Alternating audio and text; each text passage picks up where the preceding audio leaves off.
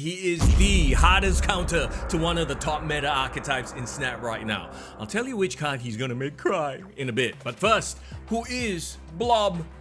Did you just call me Blob? Born Frederick J. Dukes, he's a mutant whose powers manifested when he hit puberty. He's immovable when in contact with the ground and has an extreme amount of pliable body mass, which grants him superhuman strength. He's however not a very bright fella and very short-tempered, using his mutant abilities as a carnival performer by the name of the Blob.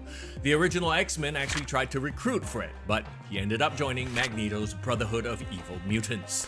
In Marvel Snap, Blob is a 6-energy, 4-power card with the ability, on reveal, merge your deck into this and gain its total power.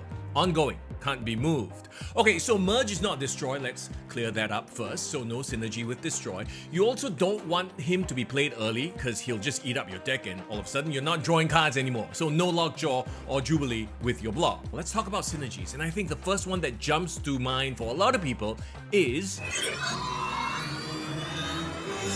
because Hela decks usually run several large cards, right? Giganto, Infernaut, Magneto. Because you're not playing them, you're discarding them with MODOK and cheating them onto the board with Hela. Well, with Blob, you don't even have to worry about not drawing those cards. Blob will spit them all out on turn 6. The hardest choices require the strongest wills. This is an archetype I'm very excited to test Blob out with.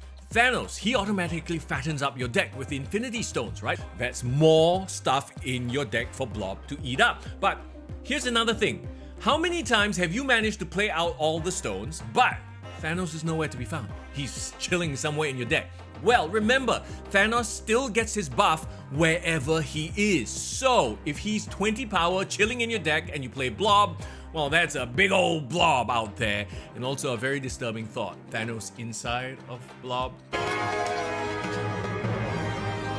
You could also stuff your hand via hand generation cards like Agent Coulson, Nick Fury, Moon Girl to keep your deck relatively thick for Blob value.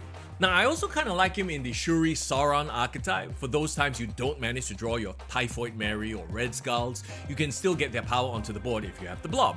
And those decks typically run high power negative ability cards, right? And you don't have to worry about the negative abilities if you don't draw them. Now, I've also heard a lot of people talk about ramping Blob into Zola or Taskmaster, but don't forget, Zola and Taskmaster are 0 power cards. If you have them in your deck, they're not going to be contributing anything to the Blob if you don't draw them. Also for ramp, I think it would have to be a very different style of ramp deck too, because a lot of cards in that archetype don't have great base stats. Here's an example, Dr. Doom. Yeah, Dr. Doom is 15 power across 3 lanes. If you play him, if he merges with Blob, he only contributes 5 power. So to synergize with Blob, it's gonna be a very interesting balance of how many big dumb creatures do we put in just for the Blob stats versus low power cards with strong abilities. Now, there's one very strong meta card that he hard counters. Have you figured out who it is yet? Because Blob essentially deletes your deck, right? Which card likes your deck to be nice and thick? Well, if you said Darkhawk, hey, you're right, 1,000 imaginary points for you. Now imagine your opponent has been pumping you full of rocks, or maybe you're running a Thanos deck so you have extra stones in your deck and they think they have a lane 1 because their Darkhawk is massive. Turn 6, you Blob, you delete your deck, and all of a sudden their Darkhawk and Mystique, which is a very common combo, are both 0 power. I think he's honestly a wait and see kind of card. Depends on your playstyle, right? Like if you like playing smaller cards that scale up through abilities, then Blob will not give you too much value. But if you enjoy lots of big power cards, Blob could really work out for you. And if you missed Living Tribunal or Ravonna Renslayer previously, you could try using your Spotlight keys this week. If not, it's 6,000 collector's tokens. And hey, it's your call, right? If you think he's worth it or not, but